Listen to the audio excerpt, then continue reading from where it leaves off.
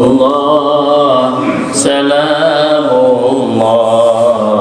ala toha rasulillah salatullah salamullah ala yasin habibillah tawassalna bismillah wa bil hadi rasulillah wa kulli mujahidin lillah bi ahlil badri ya Allah. Allahumma sholli wa sallim wa barik alaihi. Pada Bapak sekalian, pada pagi hari ini kita dapat bersama-sama berkumpul dalam rangka kita mengikuti pengajian dan didahului oleh sholat subuh berjamaah. Mudah-mudahan Allah Subhanahu wa Ta'ala memberikan keberkahan kepada kita semua. Salawat dan salam kita sanjungkan kepada junjungan kita Nabi besar Muhammad Sallallahu Alaihi Wasallam yang telah membimbing kita dari jalan kegelapan menuju jalan yang terang benderang. Dan tadi mudah-mudahan Allah Subhanahu wa Ta'ala juga menjadikan kita selalu mendapatkan bimbingan Rasulullah SAW, yaitu berupa syafaatnya di yaumil qiyamah. Amin ya rabbal alamin. Ini pada pagi hari ini kita membahas mengenai bulan Safar ya. Mengapa sekarang kalau tidak salah itu tanggal 9 bulan Safar ya. Kalau kemarin misalnya bulan Muharram, sekarang bulan Safar. Minggu depan atau bulan depan kita sudah memasuki bulan Maulid ya, atau Rabiul Awal.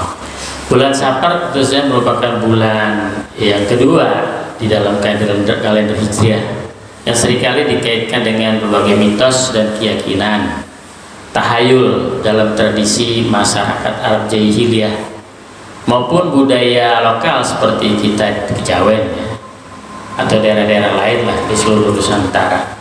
Jadi sebagian orang meyakini bahwa bulan ini membawa kesialan, sehingga mereka menghindari kegiatan penting seperti pernikahan, perjalanan, atau pembangunan rumah. Namun Islam sebagai agama yang membawa cahaya tauhid dan pemurnian akidah datang untuk meluruskan pandangan tersebut melalui hadis-hadis Rasulullah dan ayat-ayat Al-Quran.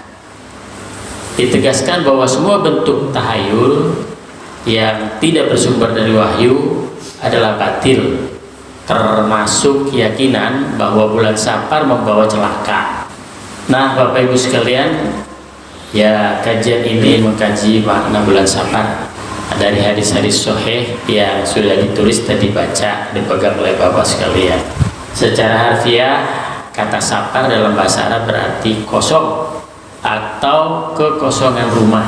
Sebagian ulama mengatakan asal maknanya adalah tidak ada penghuni, karena pada zaman jahiliyah orang-orang Arab itu pergi berperang atau berdagang sehingga rumah-rumah menjadi kosong pada bulan ini, pada bulan Safar.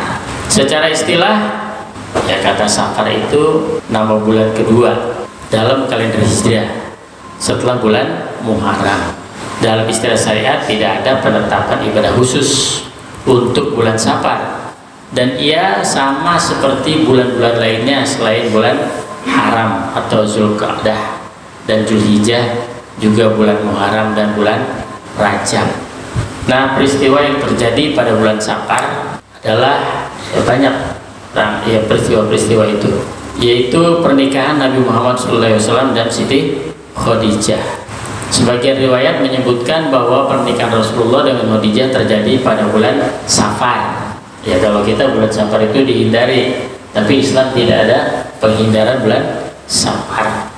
Kemudian perang Al-Abwa atau perang Wadan, ya ekspedisi militer pertama yang dipimpin oleh Nabi Muhammad SAW setelah hijrah ke Madinah dan berlangsung pada bulan Safar tahun kedua Hijrah.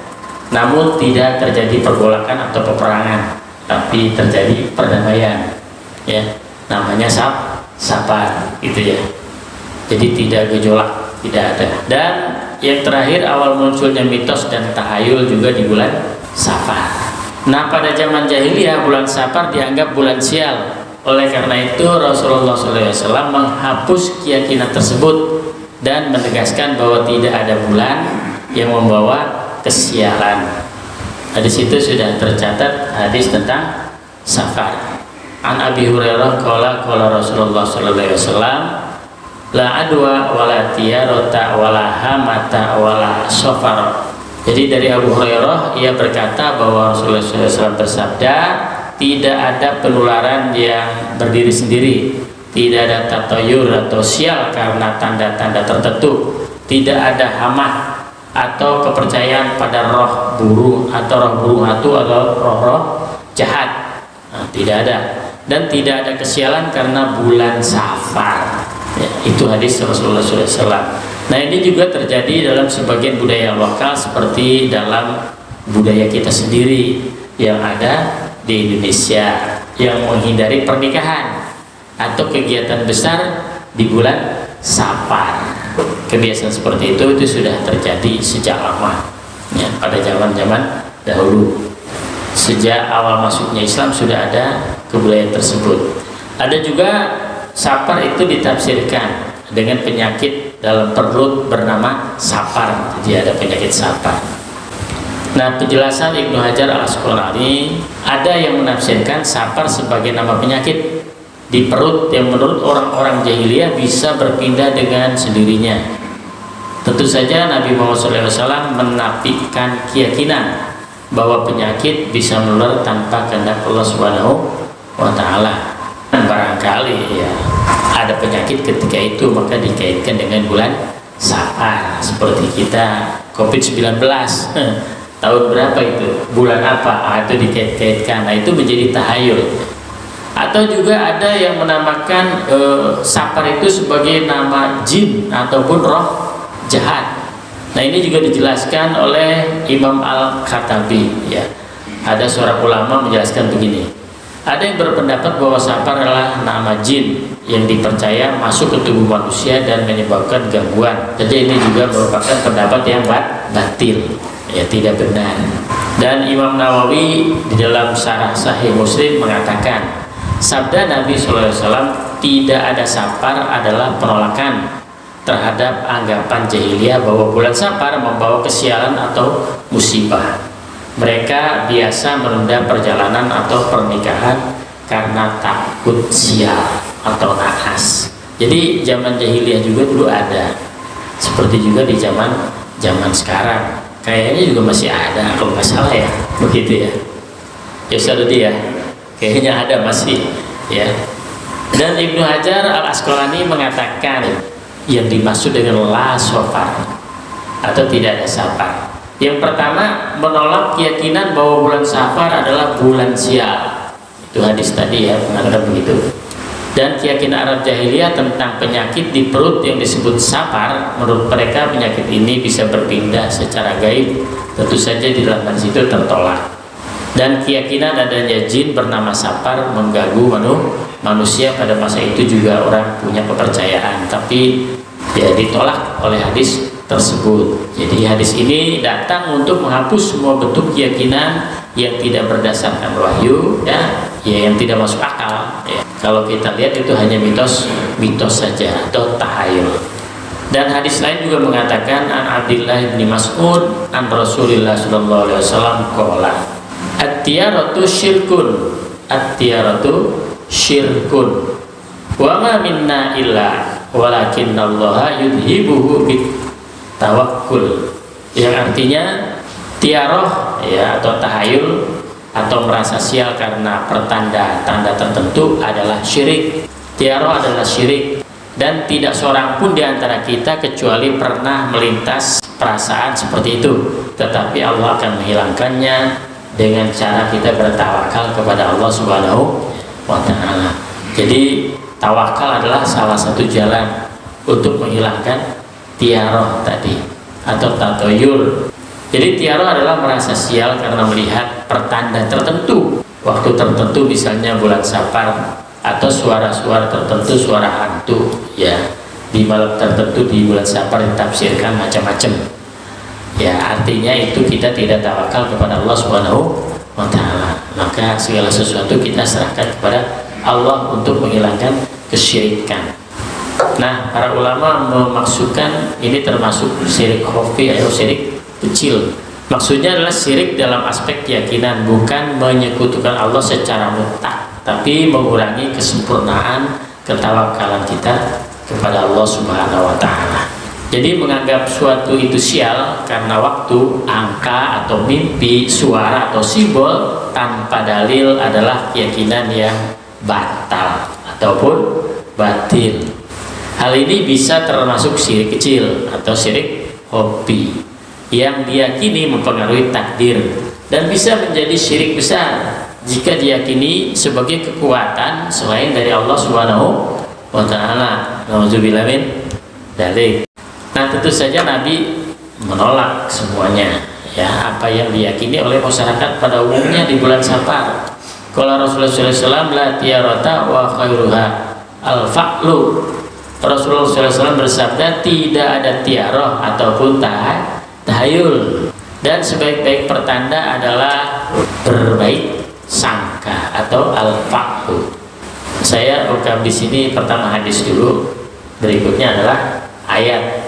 Jadi ini namanya berpikir namanya induktif, ya, ditulis secara induktif. Jadi pernyataan khusus dulu baru pernyataan umum. Nah, ini pernyataan umum dari Allah Subhanahu wa ta'ala di dalam surat Yunus, ya, walaupun tidak secara langsung. Ya, kalau secara langsung itu ada di dalam surat Luqman. Ya bunayya la tusyrik billah inna syirka la zulmun azim. Wahai anakku, janganlah menyekutukan Allah, karena menyekutukan Allah adalah merupakan dosa yang sangat besar, kezaliman yang besar. A'udzubillahi minasyaitonirrajim. Fa idza ja'atuhumul hasanatu qalu lana hadhihi wa in tusibhum sayyi'atun yatayyaru bi Musa wa man ma'ahu ala innama ta'iruhum 'indallahi walakinna aktsarahum la ya'lamun. Apabila mereka mendapat kebaikan, mereka berkata, ini adalah karena kami. Dan jika mereka ditimpa kesusahan, mereka lemparkan kesalahan itu pada Nabi Musa dan orang-orang yang bersamanya, yaitu orang-orang beriman. Ketahuilah sesungguhnya kesialan mereka itu adalah ketetapan dari Allah, tetapi kebanyakan mereka tidak mengetahui. Ya, jadi orang yang meyakini waktu atau makhluk sebagai penyebab sial mengikuti pola pikir kaum musyrik pada zaman dahulu. Padahal segala sesuatu adalah dari Allah Subhanahu wa ta'ala, bukan karena apa-apa, bukan karena waktu, karena bulan dan sebagainya.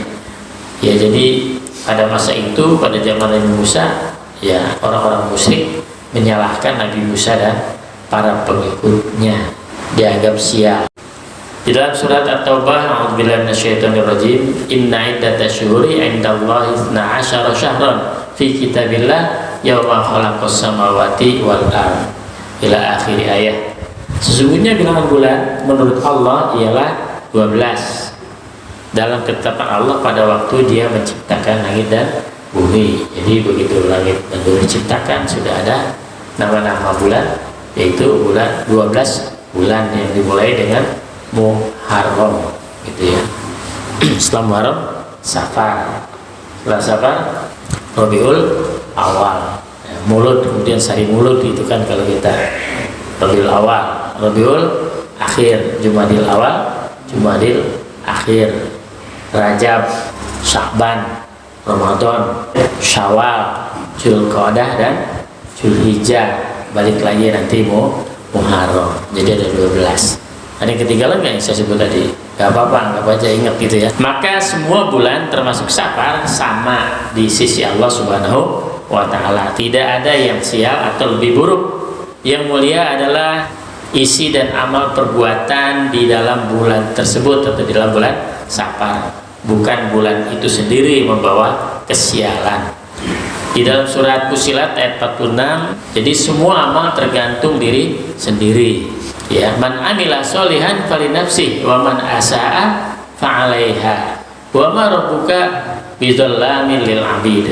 Barang siapa yang mengerjakan amal soleh, maka itu untuk dirinya sendiri, Dan barang siapa berbuat jahat, maka itu akibatnya atas dirinya sendiri.